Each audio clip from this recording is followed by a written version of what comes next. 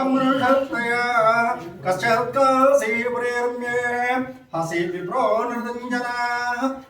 ఎవరిలారా మరి ఒక కథ చెప్తున్నాను, శ్రద్ధగా వినుము. పూర్వకాలంలో కాశీనగరమున ఒక బ్రాహ్మణుడు ఉండేవాడండి. అంటే ఒకడంటే చాలా మంది ఉండేవాడు, అందులో ఏదో ఒక ఆయన అనమాట. కాశీనగరంలో ఒక బ్రాహ్మణుడు ఉండేవాడు.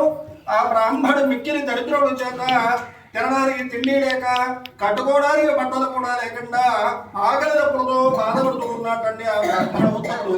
మరి ఎప్పుడైతే కనుక బ్రాహ్మణోత్తముడు ఆకలిదప్పుడుతో బాధపడుతూ ఉన్నాడో భగవంతుడు అనుకుంటున్నట్ట, దుఃఖితం బ్రాహ్మణం ధృత్వా భగవాన్ బ్రాహ్మణ ప్రియ వృద్ధ బ్రాహ్మణ రూపస్థం ప్రప్రచ్ఛదిజవాహతరో.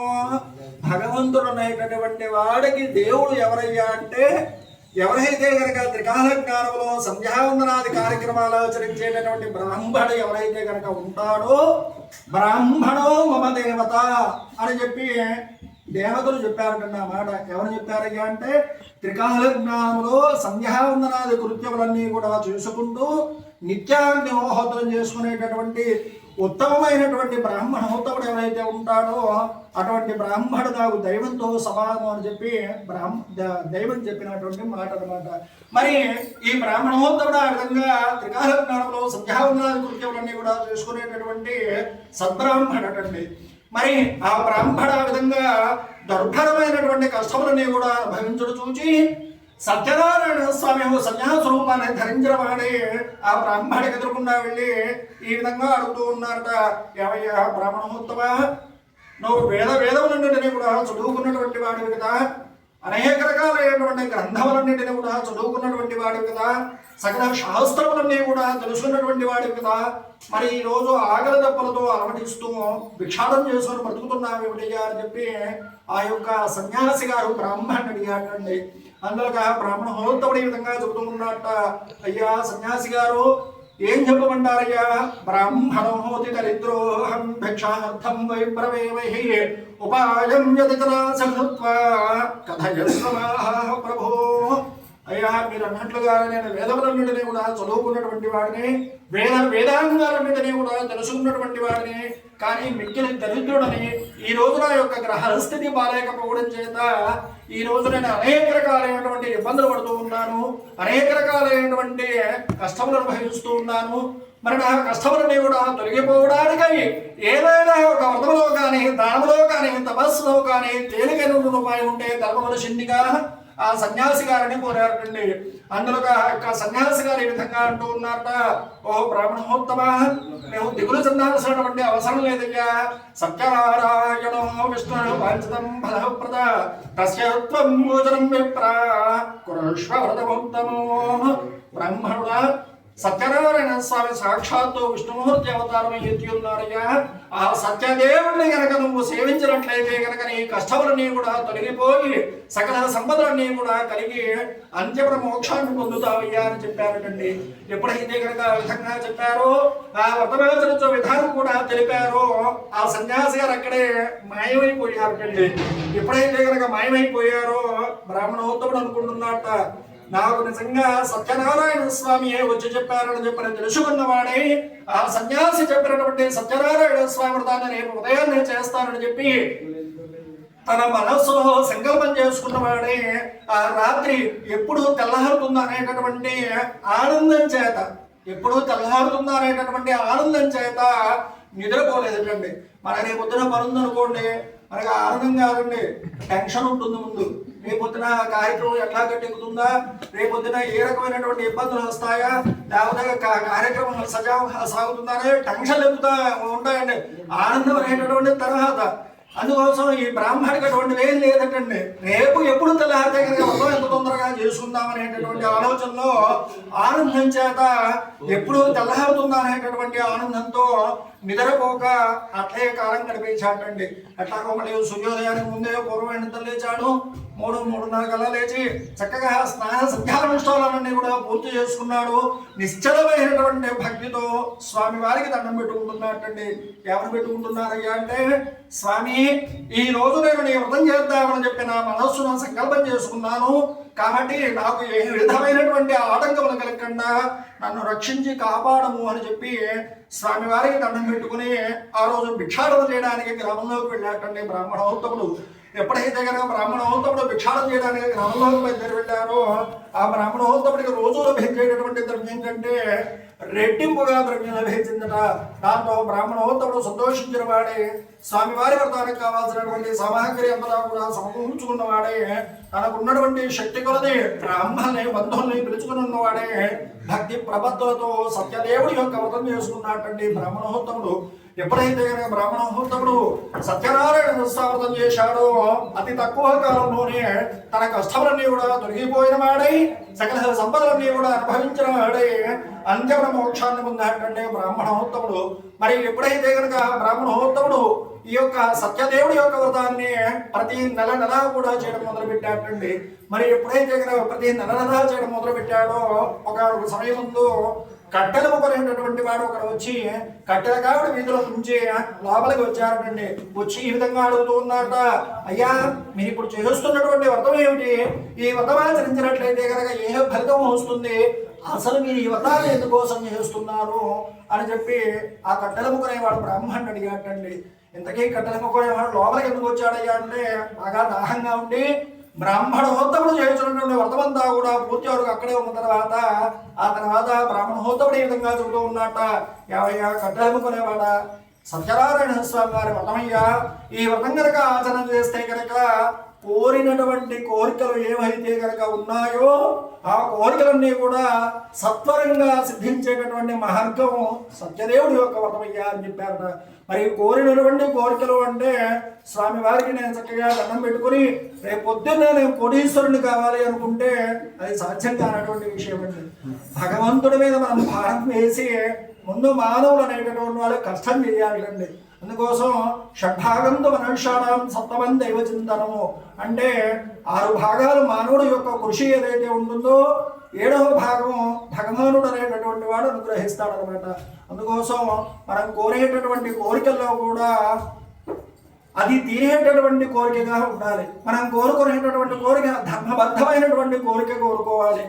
మనం కోరేటటువంటి కోరిక లోకం యొక్క హితం కోసం కోరుకోవాలి. మనం కోరుకునేటటువంటి కోరిక పక్కవాడి ప్రయోజనం కోసం కోరుకోవాలి.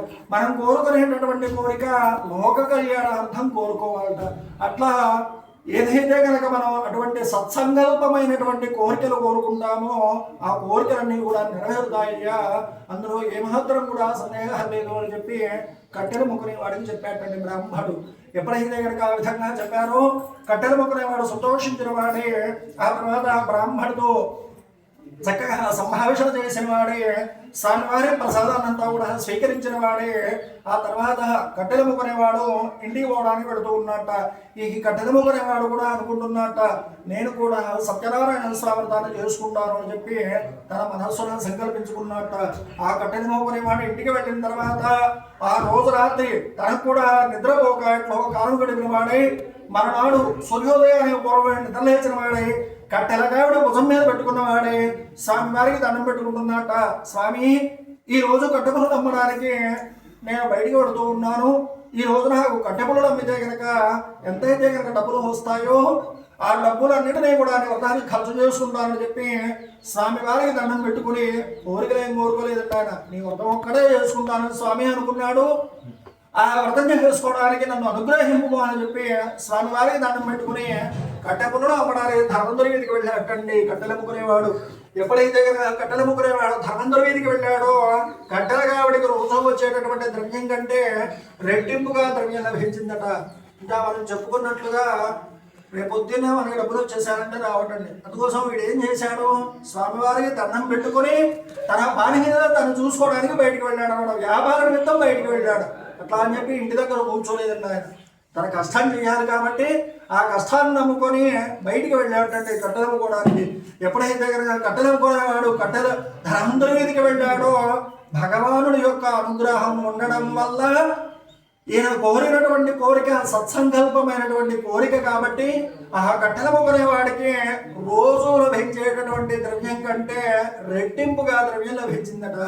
ఎందుకోసమయ్యా రెట్టింపు ద్రవ్యం లభించిందంటే ఆ రోజు పెద్ద తుఫాను కారణం చేత పొడి పుల్లలు ఎవరి దగ్గర కూడా లేవట. అదృష్టం కొద్దీ వీడు ఒక్కడ దగ్గరే ఉన్నాయంటండి పొడి పుల్లలు. ఎప్పుడైతే కనుక పొడి పుల్లలు అదృష్టం కొద్దీ వీడు ఒక్కడ దగ్గరే ఉన్నాయో ఆ గ్రామంలో ఉండేటటువంటి పెద్దలందరూ కూడా కట్టె పుల్లని వేలంపాట వేసుకొని ఉన్నారండి.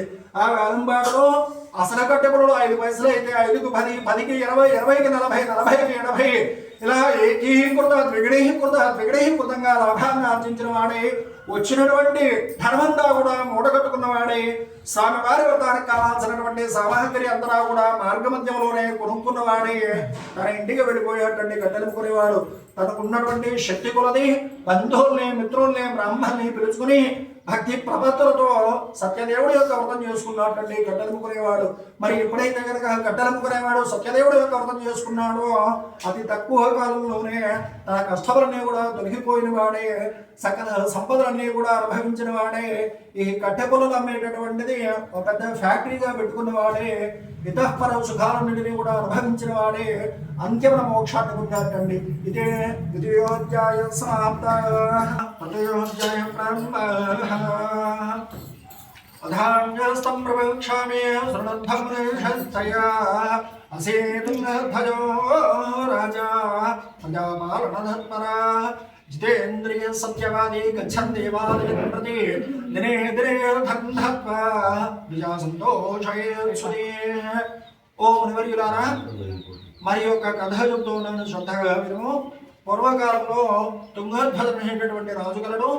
ఆ రాజుగారు ప్రతి దినమును కూడా దేవాలయానికి వెళ్ళి అక్కడ ఉండేటటువంటి పేదవాళ్ళకి, బ్రాహ్మణులకి విశేషమైనటువంటి ధనాన్ని ఇచ్చి సంతోషపెట్టుకుని మహానుభావుడట. ఇక్కడ చెప్పినటువంటిది మనం జాగ్రత్తగా ఆలోచన చెయ్యాలన్నమాట. ఏం ఆలోచన చెయ్యాలి? రాజుగారు అనేటటువంటి వాడు ప్రతిదినమును కూడా దేవాలయానికి వెళ్ళి అక్కడ ఉండేటటువంటి పేదవాళ్ళకి, బ్రాహ్మణోత్తములకి దాన ధర్మాలు చేసేవాడు. అంటే దీని అర్థం ఏమిటయ్యా అంటే, రాజుగారు దేవాలయానికి వెళ్ళి దర్శనానికి వెళ్ళలేదండి. ఆయన రాజుగారు దర్శనానికి వెళ్ళలేదండి. పేదవాళ్ళకి, బ్రాహ్మణోత్తములకి దాన ధర్మాలు చేసేటటువంటి మహానుభావుడు రాజుగారు అండి. మరి ఈ రాజుగారు అనేటటువంటి వాడు దేవాలయానికి దర్శనానికి ఎందుకోసం వెళ్ళడయ్యా అంటే, దేహో దేవాలయ ప్రోక్తో జీవో దేవ సనాతన చదే అజ్ఞాన నిర్మాల్యం సోహం భావేన పూజేత్ అని చెప్పి వేదం చెబుతుందండి. అది ఏమని చెబుతోందయ్యా అంటే, ఈ యొక్క చాతుర్వర్ణంలో ఎవరైతే కనుక ఉన్నారో, బ్రాహ్మణ, క్షత్రియ, వైశ్య, శూద్రులు ఎవరైతే ఉన్నారో, దాంట్లో 4వ వర్ణముల వారికి ఈ యొక్క ఈ యొక్క పూజాది కార్యక్రమములు అంటే ఇంట్లో నిత్యం ఏదైనా దీపారాధన చేసుకోవడము, లేదంటే కనుక ఏదైనా పూజా కార్యక్రమాలు చేసుకోవడము ఈ యొక్క 4వ వర్ణముల వారికి ఉండవటండి. అందుకోసం ఎవరన్నా బ్రాహ్మణ, క్షత్రియ, వైశ్యుల వరకు ప్రతినిత్యం కూడా ఇంట్లో దీపారాధన చేసుకోవడం, ఇంట్లో పూజాది కార్యక్రమాలు చేసుకోవడం, ఇటువంటి కార్యక్రమాలన్నీ కూడా ఈ యొక్క 3 వర్ణముల వారందరూ కూడా చేసుకునేవారట. మరి దేవాలయాలు ఎందుకోసం ఏర్పడ్డాయి అంటే, భగవానుడు అనేటటువంటి వాడు ఈ రకంగా ఉంటాడా నాయన అని చెప్పి ఆ యొక్క 4వ వర్ణం వారు ఎవరైతే వారికి అర్చనాది పూజా క్రతువులు ఉండవు కాబట్టి వాళ్ళ కోసం ఏర్పడినటువంటివి దేవాలయాలు అన్నమాట. అందుకోసం రాజుగారు దేవాలయానికి వెళ్ళి దర్శనానికి వెళ్ళలేదండి. అక్కడ ఉండేటటువంటి బీదవాళ్ళకి, బ్రాహ్మణోత్తములకి విశేషమైనటువంటి ధనాధర్మాలు చేయడానికి వెళ్ళేవారటండి. మరి ఎప్పుడైతే కనుక రాజుగారు ఆ విధంగా ప్రతిరోజు కూడా దేవాలయానికి వెళ్ళి ధర్మాలు చేస్తూ ఉన్నాడో, చాలా గొప్ప మాట అండి రాజుగారు. మరి ఇక తన భార్య ఎవరయ్యా అంటే, భార్య తస్య ప్రముగ్ధా సరోజవదనా సతే భద్రశీలా నదీ తీరే సత్యస్య వ్రతమాచరే. అతని భార్య చాలా సౌందర్యవతి, మంచి గుణము కలది. ఆ దంపతులు ఒకనాడు భద్రశీల నదీ తీరములో సత్యదేవుడి యొక్క వ్రతం చేసుకుంటూ ఉన్నారటండి. ఎప్పుడైతే కనుక దంపతులిద్దరూ కూడా ఆ రకమైనటువంటి వ్రతం చేసుకుంటూ ఉన్నారో, ఒక సమయంలో షావుకారు గారు అనంతమైనటువంటి ధర్మతో పడవనింపుకొని వ్యాపారముకై పోవచ్చు ఆ రాజుగారు చేసినటువంటి వ్రతాన్ని చూచి తన పడవను ఒడ్డుకు పంపించి ఆ రాజు యొద్దకు వెళ్ళి ఈ విధంగా అడుగుతూ ఉన్నారటండి. ఓ రాజా, మీరు ఇప్పుడు చేస్తున్నటువంటి వ్రతం ఏమిటిగా? ఈ వ్రతం చేస్తే కనుక ఏ ఫలితం వస్తుంది? ఈ వ్రతాన్ని మీరు ఎందుకోసం చేస్తున్నారయ్యా అని చెప్పి రాజుగారిని అడిగాటండి షావుకారు గారు. ఎప్పుడైతే కనుక ఆ విధంగా అడిగారో అందరూ రాజుగారు ఈ విధంగా చెబుతూ ఉన్నారట, అయ్యా మేము చేసుకున్నటువంటిది సత్యనారాయణ స్వామి వారి వ్రతము. ఈ వ్రతం కనుక ఆచరిస్తే కనుక కోరినటువంటి కోరికలు, సత్సంకల్పమైనటువంటి కోరికలు ఏవైతే ఉంటాయో ఆ కోరికలన్నీ కూడా నెరవేరుతాయ్యా. పైగా మాకు పెళ్ళయి దగ్గర దగ్గర పుష్కర కాలం అవుతుంది, అంటే 12 సంవత్సరాలు అవుతుంది పెళ్ళయ్యి. మాకు ఇంతవరకు సంతానం కలగలేదయ్యా. మరి మాకు సంతానాన్ని పొందడానికే అపుత్రస్య గతిన్నాస్తి అని చెప్పి వేదం చెప్పబడుతుంది కదా. సంతానం లేకపోతే కనుక పున్నామ నరకాల నుంచి మమ్మల్ని తప్పించేటటువంటి వాళ్ళు ఎవరూ లేరు కాబట్టి సంతానం కోసం మేము ప్రాకులాడుతున్నామయ్యా. సత్యదేవుడు యొక్క వ్రతం చేసుకుంటే కనుక సంతానం కలుగుతుందని చెప్పి పెద్దలు ఎవరో చెప్పారు. కాబట్టి సత్యదేవుడి వ్రతాన్ని చేసుకుని సంతానార్థం అవుతామని చెప్పి ఆ విధంగా పలికారటండి రాజుగారు. ఎప్పుడైతే కనుక ఆ విధంగా పలికారో షావుకారు గారు సంతోషించిన వాడే ఆ రాజుగారితో ఈ విధంగా అంటూ ఉన్నారట, ఓ రాజా, మరి నాకు కూడా పెళ్ళి దగ్గర దగ్గర 10 సంవత్సరాల కాలంగా వస్తుందయ్యా. మరి నాకు కూడా ఇంతవరకు సంతానం కలగలేదయ్యా. మరి నాకు ఎప్పుడైతే కనుక సంతానం కలుగుతుందో ఆ రోజు నేను కూడా తప్పనిసరిగా సత్యదేవుడి యొక్క వ్రతం చేసుకుంటాను అని చెప్పి స్వామి వారికి దండం పెట్టుకున్నట్టండి. మరి ఎప్పుడైతే కనుక ఆ విధంగా నమస్కారం చేసుకున్నాడో కోడేమిటిగా అంటే దాన్ని మాట చెప్పాను, అపుత్రస్య గతిన్నాస్తి అని. అంటే కొడుకు లేకపోతే కనుక పున్నామ నరకాన్ని తప్పించేటటువంటి వాడు కుమారుడు. అమ్మ పున్నామ నరకాన్ని తప్పించేటటువంటి వాడు అంటే మనం గతించిన తర్వాత మనకి శ్రాద్ధకరణాలన్నిటిని కూడా చేసి మనని స్వర్గలోకానికి పంపించేటటువంటి వాడు కుమారుడు అనమాట. ఏమంటే మరి నాకు మగపిల్లాడు లేడండి, నాకు ఆడపిల్లే ఉందండి, మరి నేను నరకానికి వెళతానా అంటే దానికి కూడా వేదము చెప్పిందండి. మామూలుగా చెప్పలేదు. వేదం ఏం చెప్పింది అయ్యా అంటే, నీ కూతురు ఉంది కాబట్టి అష్టవరుషాభవే కన్యాం పుత్రవత్పాలితామయాం. అమ్మాయికి కనుక 8వ సంవత్సరంలో కనుక నువ్వు కన్యాదానం చేసినట్లయితే కనుక దశపూర్వేషాం దశాపరేషాం మధువంశ్యానాం పితృణాం నరకాతు దుత్తీర్య శాశ్వత బ్రహ్మలోకేన వాస సిద్ధ్యర్థం అని చెప్పి వేదం చెప్పబడుతుందట. ఆ వేదంలో ఇది కన్యాదానం చేసేటప్పుడు మనం చెప్పేటటువంటి మంత్రం అన్నమాట. ఏమిటయ్యా అంటే దశపూర్వేషాం దశాపరేషాం మధువంశ్యానాం నరకాతు దుత్తీర్య శాశ్వత బ్రహ్మలోకేన వాస సిద్ధ్యర్థము అనే సంకల్పం చెప్పబడుతోంది. అంటే ఎవరైతే కనుక కన్యాదానం చేస్తారో 10 తరాల ముందు వాళ్ళు 10 తరాల వెనుకటువంటి వాళ్ళు వాళ్ళందరూ కూడా శాశ్వత బ్రహ్మలోకేన వాస సిద్ధ్యర్థము అని చెప్పి వేదం చెప్పబడుతోంది. అందుకోసం కుమారుడితో పాటుగా పున్నామ నరకాన్ని అటు 10 తరాలు ఇటు 10 తరాలు తప్పించేటటువంటిది కుమార్తె అనమాట. అందుకోసం కన్యాదానం అనేటటువంటిది చేయమన్నారు అనమాట. దశపూర్వేషాం దశాపరేషాం మధ్వంశ్యానాం నరకాతు దుత్తీర్య శాశ్వత బ్రహ్మలోకేన వాస సిద్ధ్యర్థం సారామృత సహిరణ్యోదక కన్యాదానం అహంకరిష్య అని చెప్పి మనం సంకల్పం చెప్పుకుంటున్నాం అనమాట. అందుకోసం కుమారుడు ఏ రకంగా అయితే కనుక మన పున్నామ నరకాన్ని తప్పిస్తాడో కన్యాదానం కనుక మనం చేసినట్లయితే కనుక 10 తరాల వాళ్ళు, ఈ తరాలు కాదండి, జరిగిపోయినటువంటి 10 తరాలు, జరగవలసినటువంటి 10 తరాలు వాళ్ళందరూ కూడా శాశ్వత బ్రహ్మలోకేన వాస సిద్ధ్యర్థము. దీంట్లో కూడా ఇంకా చాలా ఉన్నాయండి. మరి కన్యాదానము అంటే కన్య ఎప్పుడు అవుతుందండి? 25 ఏళ్ళు వచ్చిన కన్య అవుతుందా? లేకపోతే 30 ఏళ్ళు వచ్చిన కన్య అవుతుందా? అప్పుడు నేను కన్యాదానం చేస్తానంటే కుదరదనమాట. అందుకోసం వేదం చెప్పింది ఏమిటిగా అంటే అష్టవరుషాభవే కన్యామ్మ అంటే 8వ సంవత్సరంలో ఉన్నటువంటి కన్యని దానం చేయమని చెప్పారు అనమాట. అందుకోసం 8వ సంవత్సరంలో కనుక మనం కన్యాదానం చేసినట్లయితే కనుక ఈ రకమైనటువంటి ఫలితాన్ని పొందుతూ ఉంటారు. ఏమన్నా పంతులు గారు ఇట్లా చెప్పారంటే మా కూతురు రేపొద్దున పెళ్లి చేద్దాం అనుకున్నా, మనం ఆ పుణ్యం రాదా అంటే దాంట్లో కూడా ప్రాయశ్చిత్త కర్మలు అనేటటువంటివి చెప్పారండి. ప్రాయశ్చిత్త కర్మలు చెయ్యాలన్నమాట. ఆ ప్రాయశ్చిత్త కర్మలు ఏమిటయ్యా అంటే సాధారణంగా అమ్మాయిలు మనకి 11వ సంవత్సరంలోనో 12వ సంవత్సరంలో రజస్వలు అవుతారు. మనకి 12వ సంవత్సరంలో రజస్వలు అయ్యారే అనుకోండి. అమ్మాయికి మనం 20 సంవత్సరాలు వచ్చిన పెళ్లి చేసామనుకోండి, అంటే ఎన్ని సంవత్సరాల గ్యాప్ ఉందండి మధ్యలో? 12 దగ్గర నుంచి 20 దాకా 8 సంవత్సరాల గ్యాప్ ఉందన్నమాట. 8 సంవత్సరాలలో సంవత్సరానికి అమ్మాయి 12 సార్లు 12 సార్లు ఋతు సంక్రమణ అనేటటువంటిది ఏర్పడుతుంది అనమాట. అంటే మధ్యలో 8 సంవత్సరాలు ఉంది.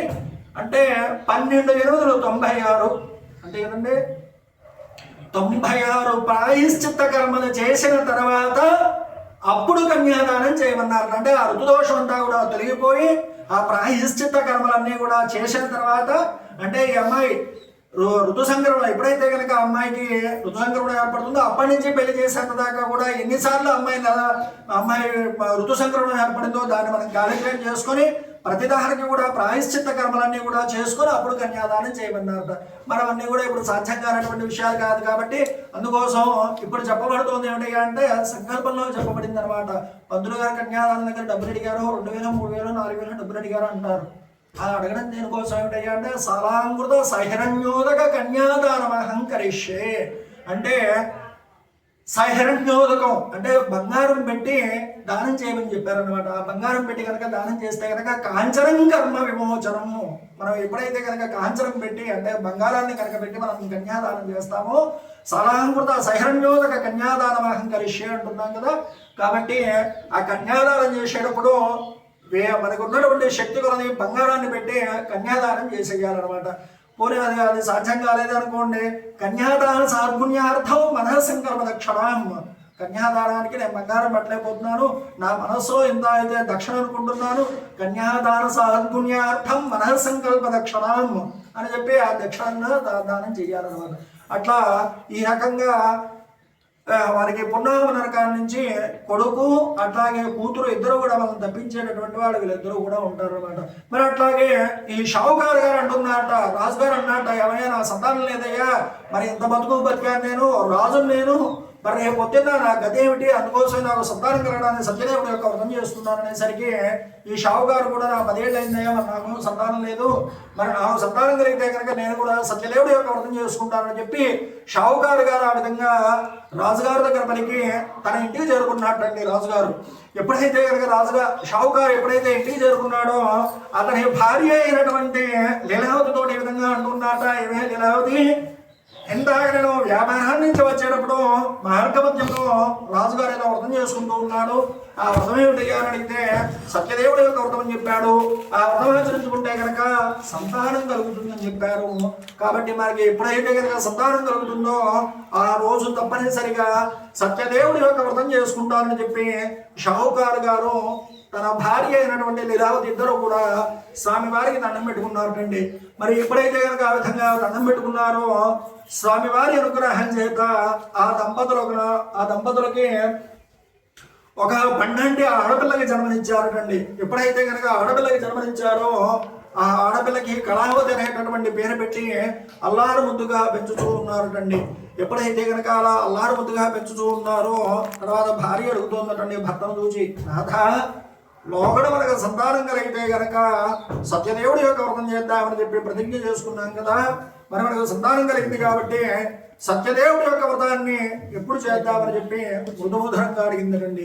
ఎప్పుడైతే కనుక ఆ విధంగా అడిగిందో అంత షావుకారు గారు ఈ విధంగా అంటూ ఉన్నారట, ఏమే లీలావతి, ఇప్పుడు ఖర్చులు అనేటటువంటి అనేక రకాల ఇబ్బందుల్లో ఉన్నాం కాబట్టి నీ పురులకి పుణ్యహాసనాలకి ఇవన్నీ కూడా చాలా డబ్బులు ఖర్చు అయ్యాయి కాబట్టి మరి అమ్మాయి కనుక పెళ్లి సమయంలో కనుక మనం వ్రతం చేసుకున్నట్లయితే కనుక బంధువులందరూ కూడా అప్పుడు ఎక్కువగా ఉంటారు, అట్లాగే ఖర్చులన్నీ కూడా మనకి కలిసి వస్తాయనేటువంటి ఆలోచన చేత స్వామివారి వ్రతాన్ని పెళ్లి సమయానికి వాయిదా వేశారటండి.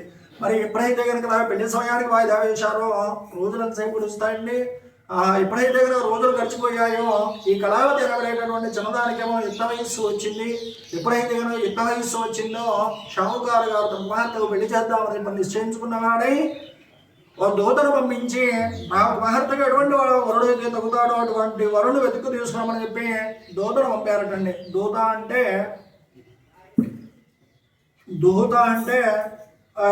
వేదము చదువుకున్నటువంటి బ్రాహ్మడు అనమాట. అందుకోసం పూర్వకాలంలో మనం ఏదన్నా సంబంధానికి వెళ్ళాలన్నా చెయ్యాలన్నా అంటే ఇప్పుడు ఈ మధ్య కొంతమంది అడుగుతున్నారంటే ఏమన్నా మేము ఆ సంబంధానికి వెళ్దాం అనుకున్నాం, జాతకాలు బాగుంటాయా లేదా వీళ్ళిద్దరు జాతకం కలుస్తుందా అడుగుతున్నారు ఈ మధ్య. అంటే దాని ఉద్దేశం ఏమిటి అంటే నీ కూతురికి మేము పెళ్లి చేయాలనుకున్నప్పుడు 4 బ్రాహ్మణుల్ని పిలిపించి నలుగురికి కూడా దక్షిణాది తాంబూలాలన్నీ కూడా ఇచ్చి మా అమ్మాయికి ఎటువంటి వరుడైతే తగ్గుతాడో అటువంటి వరుణ్ణి వెతుకు తీసుకురామని చెప్పి ఈ యొక్క బ్రాహ్మణి పంపించాలండి. వారిని కన్యావరులు అంటారనమాట. ఆ కన్యావరులు అనేటటువంటి వాళ్ళు 4 దిశలా కూడా వెళ్ళి ఈ యొక్క అమ్మాయికి ఎటువంటి వరుడు అయితే తగ్గుతాడో అటువంటి వరుణ్ణి వెతికి తీసుకుని వచ్చేటటువంటి వారనండి. మరి అట్లా ఎప్పుడైతే కనుక ఆ రకంగా ఈ యొక్క షావుకారు గారు దూతను పిలిపించి తమకు కుమార్తెకు తగిన వరుణ్ణి వెతికి తీసుకురామని చెప్పి దూతను పంపారండి. దూత వెంటనే కాంచన నగరానికి వెళ్ళి ఓ యోగ్యమైనటువంటి వైశ్య కుమారుణ్ణి ఇల్లరికంగా తెచ్చుకొని దేవేంద్ర వైభవంగా పెళ్లి చేశాటండి షావుకారు గారు.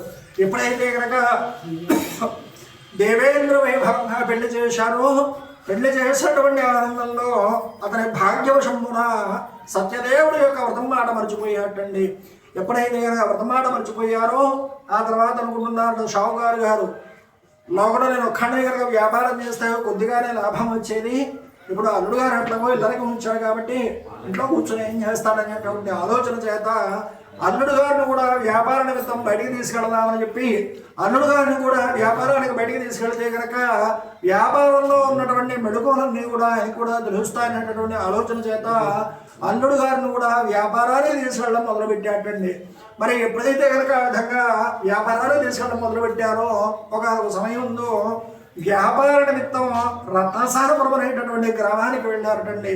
మరి ఎప్పుడైతే కనుక రత్నసారపురానికి వెళ్ళారో ఆ రత్నసారపురాన్ని చంద్రకేతు మహారాజు పరిపాలన చేస్తూ ఉన్నట్ట.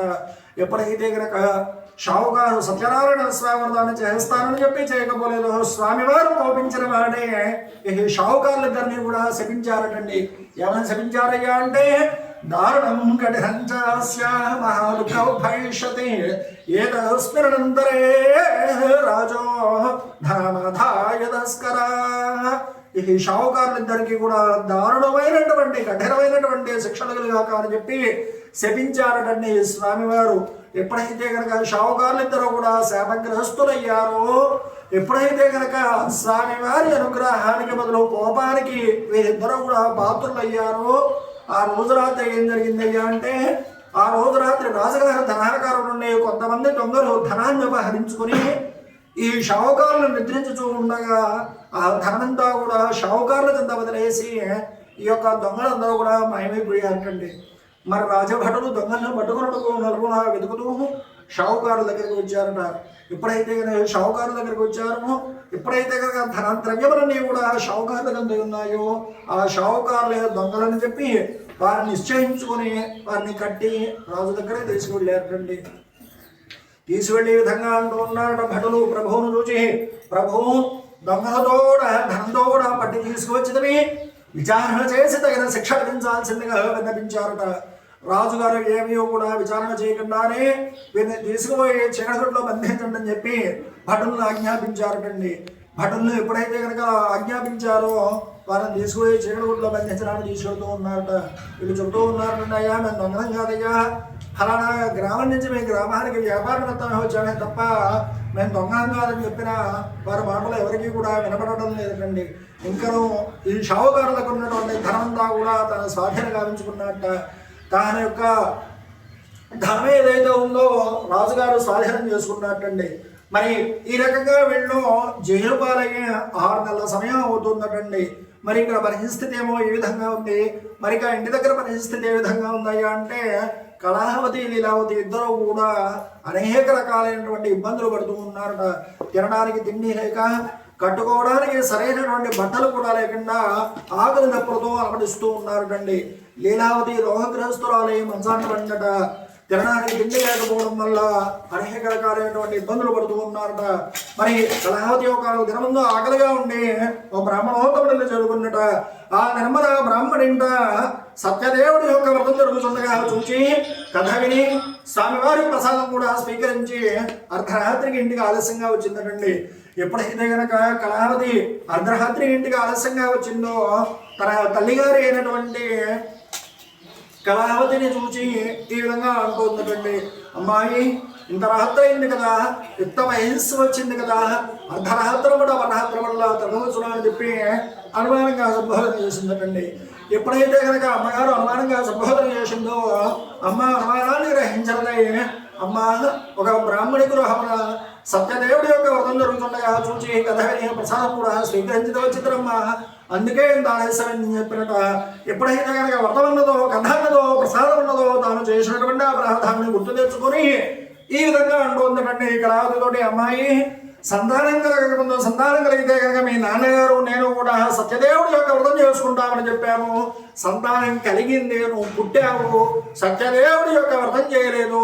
అందుకే సత్యదేవుడు మనపై ఆగ్రహం కలుగుట మనకి స్థితి కలిగిందా అని చెప్పి ఆలోచించుకొని స్వామివారికి దండం పెట్టుకుని స్వామివారికి సాష్టాంగ నమస్కారం చేసి ఈ విధంగా వేడుకుంటున్నట. స్వామి, మా ప్రాధాన్య క్షమింపము, నీ యొక్క వ్రతాన్ని రేపు ఉదయాన్నే చేసుకుంటాము.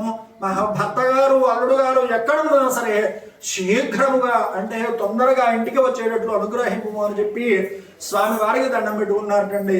మరి ఎప్పుడైతే కనుక ఆ విధంగా దండం పెట్టుకున్నారో స్వామివారు సంతృప్తి చెందిన వాడై ఆ రోజు రాత్రి చంద్రకేతు యొక్క మహారాజు స్వప్నంలో సాక్షాత్కరించి ఈ విధంగా చెబుతూ ఉన్నారట. ఓ రాజా, నీ యొక్క కారాగృహంలో అన్యాయంగా బంధింపబడినటువంటి ఇరువురు షావుకారులు కూడా దొంగలు కాదయ్యా, నా మాయ వల్ల ఏర్పడినటువంటి వారే తప్ప వారు నిజంగా దొంగలు కాదు. వారిని రేపు ఉదయాన్నే విడిచిపెట్టము, వారి ధనాన్ని అంతా కూడా వారికి ఇచ్చివేయము. వారి ధనాన్ని వారికి ఇచ్చివేసి అనేక విధములైనటువంటి గౌరవాది సత్కారాలన్నీ కూడా చేయించి వారిని ఇంటికి పంపించయ్యా అని చెప్పారట. పోనీ అలా చేయకపోతే కనుక నిన్ను, నీ కుటుంబాన్ని, నీ రాజ్యాన్ని మొత్తం కూడా సర్వం కూడా నాశనం చేస్తారని చెప్పి స్వామివారు కల్లో కనిపించి చెప్పారట. మరి ఎప్పుడైతే కనుక ఆ విధంగా కల్లో కనిపించి చెప్పారో రాజుగారు మరునాడు సూర్యోదయం వెంటనే మంత్రిని పురోహితుని పిలిపించి సభ ఏర్పాటు చేసి రాత్రి తనకు వచ్చినటువంటి సభలో వారందరికీ చెప్పి షావుకారుని వెంటనే జైలు నుంచి బయటికి తీసుకురమ్మని చెప్పి భటులను ఆజ్ఞాపించారు. భటులు వెంటనే పోయి షావుకారులిద్దరిని కూడా బయటికి తీసుకొచ్చారండి. ఆ తర్వాత షావుకారులిద్దరు కూడా అనుకుంటున్నారట, లోగడ వారికి శిక్ష విధించలేదు, ఇప్పుడేమన్నా ఉరిదీయడానికి ఏమన్నా తీసుకెళ్తున్నారేమో అని చెప్పి భయం ప్రాంతులై నెల చూపు చూస్తూ వస్తున్నారటండి. ఆ తర్వాత రాజుగారు షావుకారులను చూసే విధంగా అంటూ ఉన్నారట, ఏమయ్యా షావుకారులారా, భగవంతుడి యొక్క అనుగ్రహం లేకపోబట్టే మీకు ఈ రోజు ఈ రకమైనటువంటి కష్టములన్నీ కూడా కలిగాయ్యా. ఇక మేము భయం లేదయ్యా, మిమ్మల్ని విడిచిపెడుతున్నామని చెప్పి రాజుగారు చక్కగా వారి క్షురాధికరములన్నీ కూడా చేయించి కట్టుకోవడానికి నూతన వస్త్రాలు ఇచ్చి తాను సాధీర గావించుకున్న ధనానికంటే రెట్టింపుగా ధనాన్ని సంతోషపెట్టి ఇక మేము సుఖంగా ఇంటికి వెళ్ళండి అని చెప్పి షావుకారులిద్దరిని కూడా పంపించేశారట. షావుకారులిద్దరూ కూడా బయటకు వచ్చి అనుకుంటున్నారట, ఇదంతా కూడా రాజుగారి దేవుళ్ళ బయటకు వచ్చామే కానీ ఆ భగవంతుడి దేవుళ్ళ బయటకు వచ్చామనుకోకుండా రాజుగారిని పొగుడుతూ, రాజుగారిని కొనియాడుతూ, రాజుగారిని తలుచుకోవచ్చు తమ ఇంటికి పోవడానికి బయలుదేరి వెళుతూ ఉన్నారట. ఇదే తృతీయోధ్యాయ కూర్చోవాలి.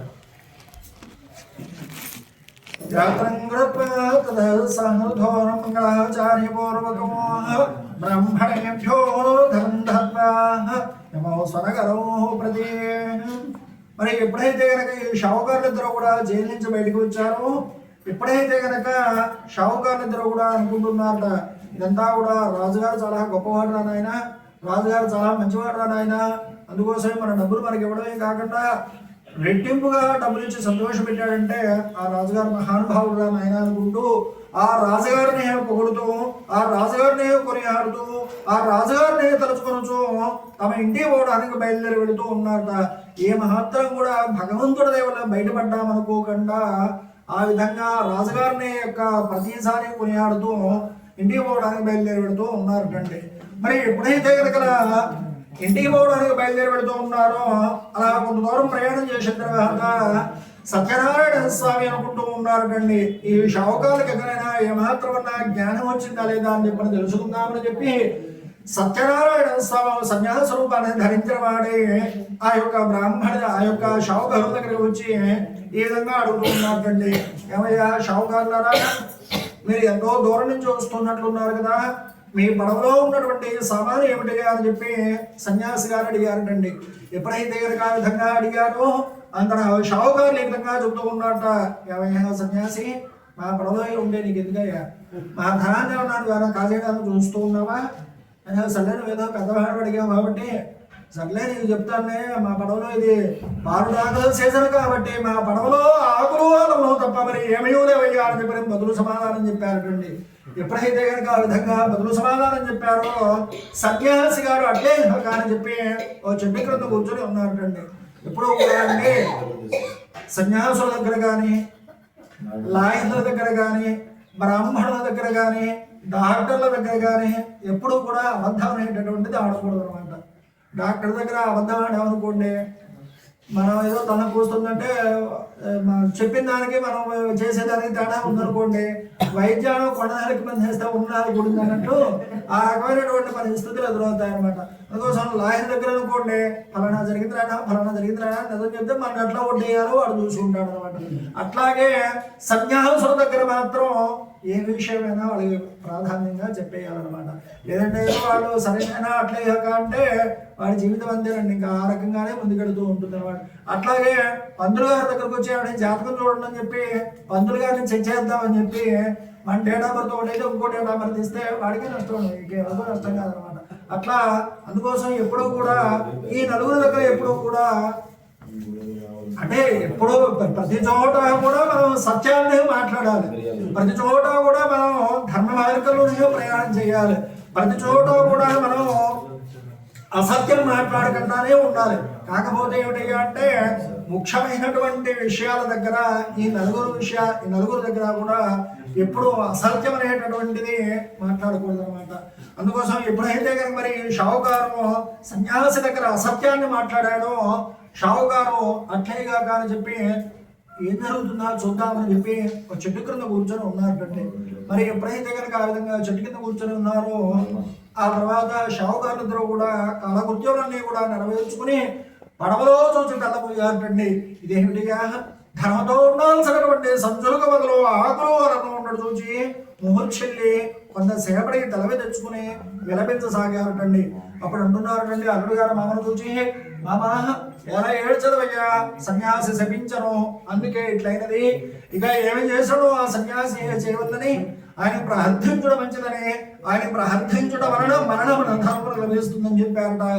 ఎప్పుడైతే కనుక అల్లుడు గారు మాటలు విన్నారో పరుగున సన్యాసి దగ్గరికి వెళ్ళి స్వామివారికి సహస్రాంగ నమస్కారం చేసి ఈ విధంగా అంటూ ఉన్నారట, ప్రభు ఎప్పుడైతే కనుక సన్యాసి దగ్గరికి వెళ్ళి సాష్టాంగ నమస్కారం చేసి ఈ విధంగా అంటున్నారట, ఓ మహాత్మా, నేను అజ్ఞానుడనయ్యా, అవివేకిత మీతో పరిహాసంగా మాట్లాడుతుని నా అపరాధాన్ని క్షమింపము, నా ధనాన్నంతా కూడా నాకు ఇచ్చివేయము అని చెప్పి దీనంగా వేడుకున్నట్టండి షావుకారులిద్దరూ కూడా. ఎప్పుడైతే కనుక ఆ విధంగా వేడుకున్నారో ఆ సన్యాసి గారు ఈ విధంగా చెబుతూ ఉన్నట్ట, ఎరా నాయన, లోగడు ఎప్పుడో కనుక నా వ్రతం ఏదో సత్యనారాయణ స్వామి ఏదో చేసుకుంటా అన్నారు నాయన, నీకు కావాల్సింది ఏదో నేను ఇచ్చాను, మరి నాకు ఇచ్చిన మాట నిలబెట్టుకోవాలి కదా, అందుకోసం సత్యనారాయణ స్వామి వ్రతాన్ని చేయలేకపోగొట్టేలా నీకు ఈ రకమైనటువంటి కష్టాలు బాధలన్నీ కూడా కలిగాయని చెప్పి ఆ సన్యాసి గారు చెప్పారటండి. ఎప్పుడైతే కనుక ఆ విధంగా చెప్పారో అక్కడ ఉన్నటువంటిది సన్యాసి కాదు సత్యనారాయణ స్వామి అని చెప్పని తెలుసుకున్నవాడై ఈ విధంగా నమస్కారం చేస్తూ ఉన్నట్ట, ప్రభు ఈ లోకమంతయు కూడా నీ మాయ వల్ల ఉన్నది, బ్రహ్మాది దేవతలు కూడా నిన్ను గ్రహింపజాలరు కదా, సహజంగానే నేను మూఢుడని, పైగా నీ మాయ వల్ల దిగ్భ్రాంతి చెంది ఉన్నాను, నన్ను రక్షించి కాపాడుము అని చెప్పి స్వామి వారికి దండం పెట్టుకున్నట్టండి. మరి ఎప్పుడైతే కనుక ఆ విధంగా దండం పెట్టుకున్నాడో స్వామి వారు సంతృప్తి చెందినవాడే, షావుకారు ధనమంతా కూడా పడవలో ఉన్నట్లు వర్ణించిన వాడే అక్కడే మాయమైపోయారండి. ఎప్పుడైతే కనుక ఆ విధంగా మాయమైపోయారో షావుకారు గారు సంతోషించిన వాడే మరలా పడవెక్కి ఇంటికి పోవడానికి బయలుదేరి వెళుతూ ఉన్నారట.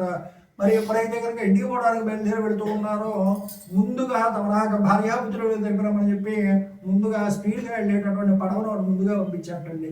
ఎప్పుడైతే కనుక ముందుగా వెళ్ళారో ఆ మనిషి ఇంటికి వెళ్ళి ఈ విధంగా చెబుతూ ఉన్నారట, అమ్మా నీ భర్త గారు అల్లుడు గారు 6 నెలల తర్వాత క్షేమంగా ఇంటికి వస్తున్నారమ్మా అని ఎప్పుడైతే కనుక చల్లటి వార్తను చెప్పారటండి. ఎప్పుడైతే కనుక ఆ విధంగా చెప్పారో అందరూ కళావతి లీలావతి ఇద్దరు కూడా సంతోషాన్ని వ్యక్తం చేసుకుంటూ స్వామి వారికి ఒక చక్కగా నమస్కారం చేసుకున్నారటండి. ఆ తర్వాత కళావతి అంటోందట, అమ్మా నేను భర్తను చూడడానికి పడవ దగ్గరికి వెళుతున్నాను అని చెప్పి కుమార్తె తొందరగా చేసి వెళ్ళిపోయిందటండి. అంత కుమార్తె పూజ నీటిగా సరిగ్గానే చేసింది, కానీ స్వామివారి ప్రసాదాన్ని స్వీకరించడం మరిచిపోయిందటండి.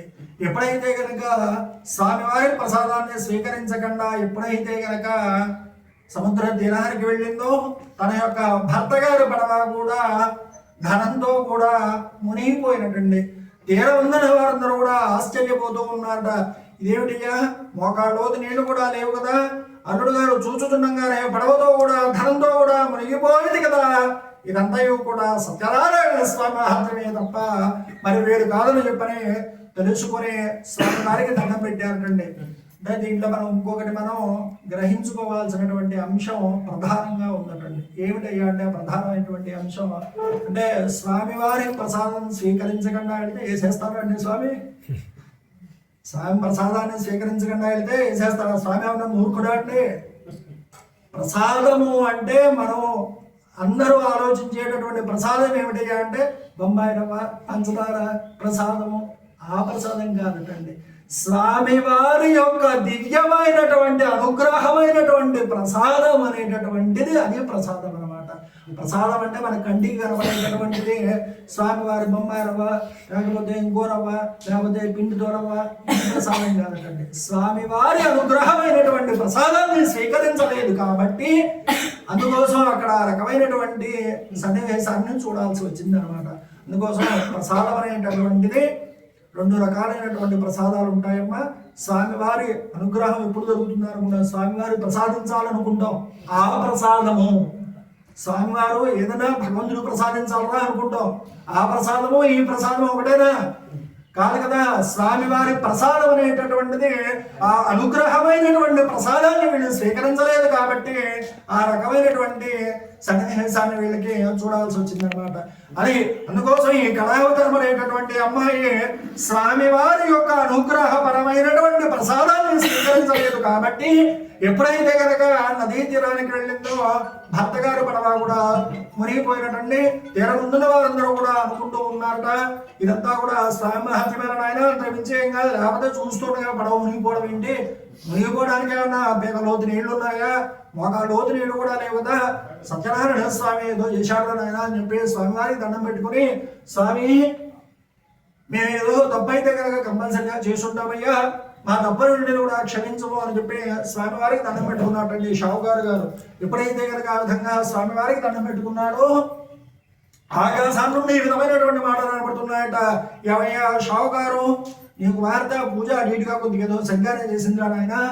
ఆమె ఇంటికి పోయి కనుక ప్రసాదాన్ని స్వీకరించి ఎప్పుడైతే కనుక ఇంటికి చేరుకుంటుందో, ఎప్పుడైతే కనుక ప్రసాదం తీసుకుని వస్తుందో అంతయు కూడా శుభంగా ఉంటుందిరా నాయన అని చెప్పి ఆకాశం నుండి వెలువడినటువంటి మాటలు విని పరుగున ఇంటికి వెళ్ళి స్వామివారి వ్రతంలో పాల్గొని స్వామివారికి సంపూర్ణమైనటువంటి అనుగ్రహాన్ని పొందిన తర్వాత ఈ బాహ్యంగా ఉన్నటువంటి ప్రసాదాన్ని స్వీకరించి ఎప్పుడైతే కనుక తీరానికి వచ్చిందో భర్త గారి పడవ కూడా దాంతో కూడా పైకి తేలుండినటండి. ఆహా, ఈ వ్రతంలో ఇట్లాంటి శక్తి ఉందా అని చెప్పని తెలుసుకుని బ్రతికి ఉన్నంతకాలం కూడా జీవితాంతం వరకు సర్వ సుఖాలన్నింటినీ కూడా అనుభవించి అంత్యమున మోక్షాన్ని పొందారండి షావుకారులు ఇద్దరు కూడా. అక్షతలు వేసేయండి. ఇదే సమాప్త చదవాలి.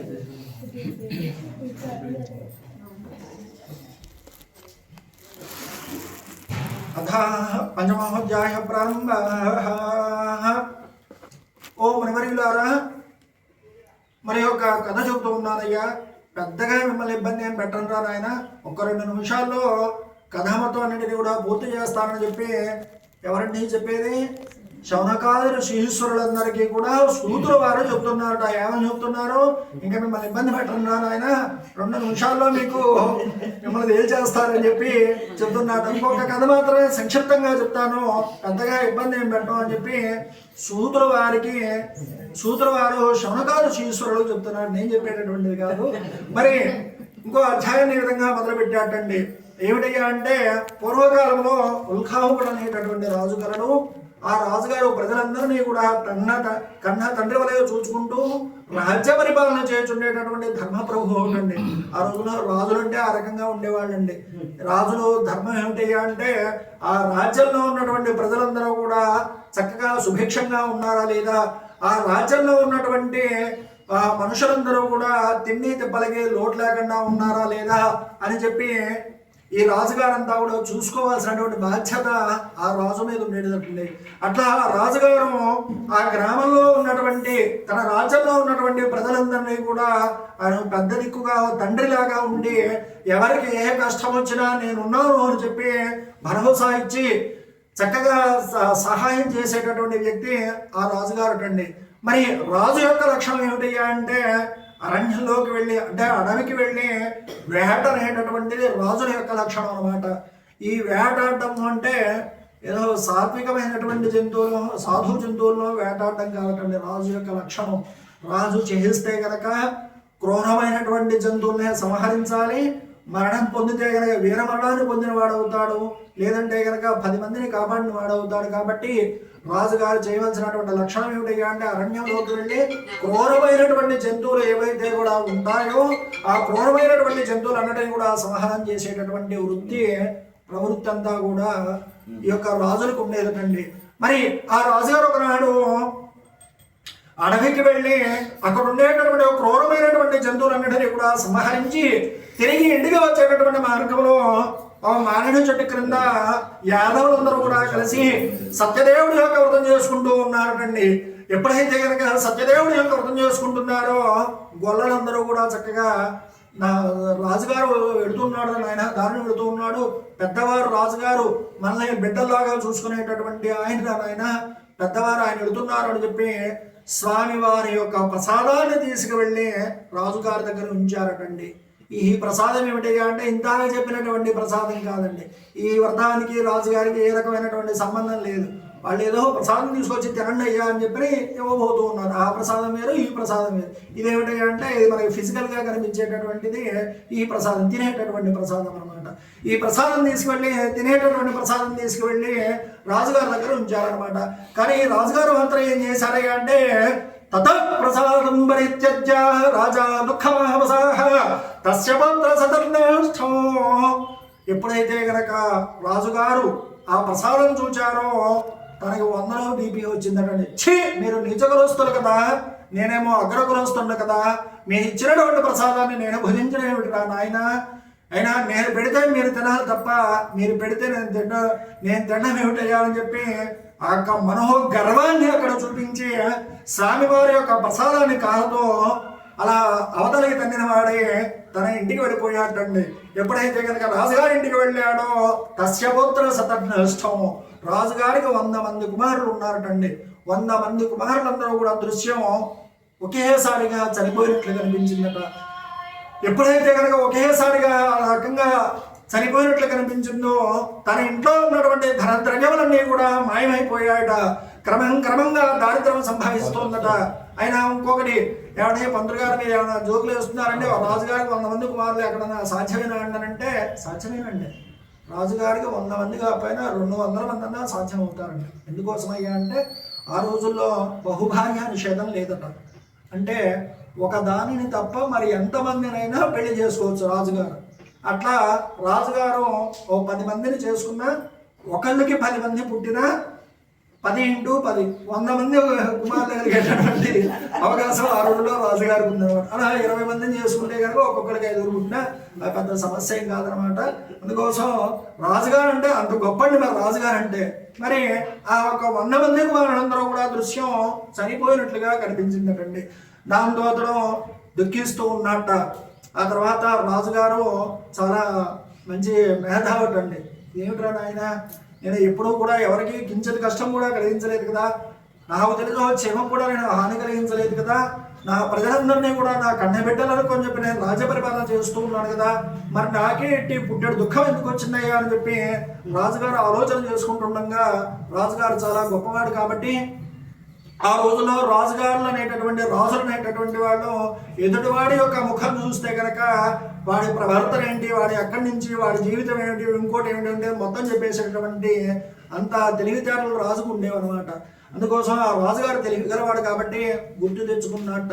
ఇందాక నేను అడవి నుంచి వచ్చేటప్పుడు గొల్లలించాలని చెప్పి నిజముగా భావించి స్వామివారి ప్రసాదాన్ని భక్షింపగా తిరస్కరించి వచ్చేసింది కదా, అందుకే సత్యదేవుడు నాపై ఆగ్రహం కలుగుడు, నాకు ఇట్టి స్థితి కలిగిందా అని చెప్పి ఆలోచించుకుని పరుగున గొర్రెల చెంతకి వెళ్ళి స్వామివారి యొక్క పూజ దగ్గరికి వెళ్ళి గొల్లలందరూ కూడా అప్పుడే వ్రతం అంతా అయిపోయింది కదా, దాన్ని వాళ్ళ ఇంటికి వెళ్ళిపోతూ ఉన్నారండి. మళ్ళీ వాళ్ళందరినీ కూడా పిలిపించి మళ్ళీ వాళ్ళతో పాటుగా సత్యదేవుడి యొక్క వ్రతాన్ని మరలా చేసుకొని స్వామివారి ప్రసాదాన్ని అక్కడ వాళ్ళందరితో కలిసి సమానంగా స్వీకరించి ఎప్పుడైతే కనుక ఇంటికి చేరుకున్నాడో 100 మంది కుమారులందరూ కూడా నిద్ర లేచినట్టు లేచారటండి. ఆ తర్వాత తన ఇంట్లో ఉన్నటువంటి ధన ద్రవ్యములన్నీ కూడా దహ ప్రకారంగా ఎక్కడికక్కడే ఉన్నాయట. ఆ తర్వాత రాజుగారు అనుకుంటున్నారట, ఈ వ్రతంలో ఇట్లాంటి మహత్యం ఉందారా నాయన, ఈ వ్రతంలో ఇట్లాంటి శక్తి ఉందారా నాయన, ఈ వ్రతంలో ఇట్లాంటి పుణ్యం ఉందారా నాయన అని చెప్పి ఆ వ్రతాన్ని ప్రతి నెల కూడా తాను చేసుకుంటూ ఉండడమే కాకుండా ఆ ఊరి గ్రామంలో ఎన్ని కుటుంబాలు అయితే కనుక ఉన్నాయో అన్ని కుటుంబాల చేత కూడా ప్రతి నెల కూడా వ్రతాన్ని చేయించుచు జీవితాంతం ఒక జీవోలాగా పాస్ చేసేటట్టు ప్రతిరోజు ప్రతి నెల ఏకాదశి అందరూ కూడా వ్రతం చేయాలి నాయన అని చెప్పి ఊళ్ళో చాటింపు వేసి అందరి చేత కూడా వ్రతాన్ని చేయించుచు జీవితాంతం వరకు సర్వ సుఖాలను కూడా అనుభవించి అంత్యవర మోక్షాన్ని పొందేటండి రాజుగారు. మరి ఈ మహాప్రభావంతమైనటువంటి సత్యనారాయణ స్వామి వ్రతాన్ని ఎవరైతే కనుక భక్తి ప్రపత్తులతో ఆచరణ చేస్తారో, ఎవరైతే కనుక సత్యదేవుడు మనస వాచ కర్మణ పూజిస్తారో, ఎవరైతే కనుక సత్యదేవుడిని భక్తిపూర్వకంగా ఆశ్రయిస్తారో అటువంటి వారికి కష్టాలన్నీ కూడా తొలగిపోయి సకల సంపదలన్నీ కూడా కలిగి అంత్యవర మోక్షాన్ని పొందుతారండి. ఈ వ్రతానికి చేయడానికి ఎవరైనా శక్తి లేని వారు ఎవరైనా ఈ వ్రతం జరుగుతుండగా సూచనను, స్వామివారి యొక్క కథ వినను, స్వామివారి యొక్క ప్రసాదం స్వీకరించను, స్వామివారి యొక్క దివ్యానుగ్రహం చేత కష్టాలన్నీ కూడా తొలగిపోయి సర్వ సుఖాలన్నీ కూడా అనుభవించి అంత్యమైన మోక్షాన్ని పొందుతారని చెప్పి ఈ యొక్క రేఖాఖండంలో స్కాంద పురాణంలో సత్యనారాయణ స్వామి వారి యొక్క వ్రత కథలన్నీ కూడా ఈ యొక్క పంచమోధ్యాయాన్ని కూడా ఈ విధంగా ముగించారు కండి. జై శ్రీమద్రమణ గోవింద.